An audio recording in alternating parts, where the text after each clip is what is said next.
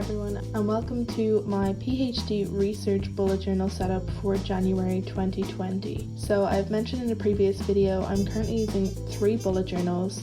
This one is an A4 dingbats dotted notebook, and this one is acting as my PhD research diary. I also have a dingbats A5 dotted journal, which is the same dark forest green and deer image, and that one is acting as my personal bullet journal. And I also have an A6 in the same style again, which is acting as my on-the-go / daily planner / daily brain dump journal. So that one comes with me everywhere. The A5 stays at home and is my personal journal, and this A4 stays in my PhD lab. This video will be useful for anyone who's looking to get an A4 size journal, or even if you're not, that you might find some of these spreads you could incorporate into your A5 journal, whether you want to have a separate journal for your research / college work, etc., or if you want to keep it all in the same journal. It's really up to you, but I hope that this video will have some inspiration for you at least. So I'm just going to show how I've set up this research diary for the next term. So when you open it up, it's got a name page the same as all the other ones. This is my cover page for 2020, and I actually really like how this turned out. I think it's really simple, and I try to make the spreads in this journal quite simple because I just want it to be a place that I can really track all of my research things without it being too messy, so it's quite a minimal setup usually. So this is my 5-year at a glance, which is a bit intimidating to look at, but I think it's really helpful when you're in a long degree like I am. So I started in September of 2019, and it's going to be going on until the summer of 2023, so I thought it would be good to see all of these dates and make sure that if there's any important dates in the future, I can keep track of those. So I think it's pretty convenient that I'm able to fit a pretty large calendar and still have some space for important dates for any month in this spread. Then I have my project ideas spread, so that each project, if I have kind of indicative title or what it's going to be about and some points, once I get to a certain level of points, then I'll be able to start a whole spread just for that project, and I'll be able to give it a nickname so that when I'm doing any readings or anything, I'll be able to use the project nickname so that I know which project the reading is going to be useful for.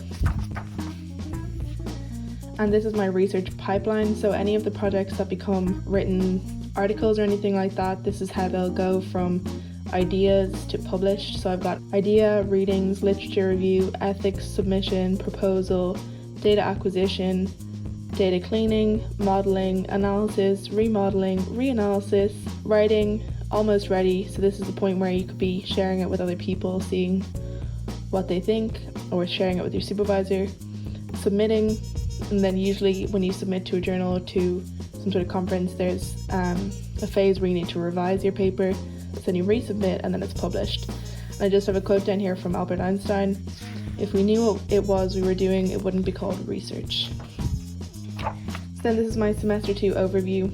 I'll be starting classes and doing some TAing during this term, so thought it'd be good to have an overview for this term that I can fill in more dates than what would be possibly filled in during the larger couple years overview. So this gives me a lot of space to fill in any dates in future months that might be important. And then I have my courses taking, my courses TAing, and a schedule. So I don't yet know exactly which courses I'll be taking or TAing, so once I know that, I'll be able to colour in a block here, and then these will be able to go into the semester 2 timetable in a different time. So you can see how this is. So this will be able to contain a lot of information for my general work week. And that's it for the semester setup. Now for my January 2020 setup, I really like how this calendar is able to fit a ton of space. Each block is 8 by 8, which is a ton bigger than in the A5 journal, so it's able to fit a lot of different things, and I'll be able to keep track of a lot in this calendar. I might add in a notes section, but I don't think I'll need to, given that all of these squares are so large. And then I have my papers I've read tracker. So I've got the date, title, author, year, whether I read it or skimmed it, which project it's related to, so that's going back to what I mentioned about giving each project a nickname. And then I have what was interesting or novel about it. And similarly, I have my papers to read, And this is pretty similar. It's got title, author, year, project, and then the source, so where did I find this paper, and then the reason for reading it, just so that if I'm looking back and thinking, oh, I can't remember why I should read that paper, is it really worth reading, then I'll have a reason there that I'll be able to say yes, it's worth reading, or no, it's not for this current time. And I think it's really helpful to have both of these trackers, because it is very possible in a couple of years that you end up forgetting what you've read or why you've read things or what they're useful for, and having these two are very helpful for keeping track of all of that. So then I have my large tasks for January spread. So what I'm going to do is similar to my project spread, I'm going to be able to divide it up into small tasks and have them around the page, and then go through divide that up even further then and have all the smaller tasks completed, so that once each task is done I'll feel like I've completed more for this task. And then I have my December 30th to January 5th, my first weekly spread for this. So the way I've divided this up is that it's sort of like a pomodoro method. So I've got 4 tasks, and the work time, rest time, it's generally going to be 25 minutes work, 5 minutes of rest, and then taking a longer break after each of these blocks.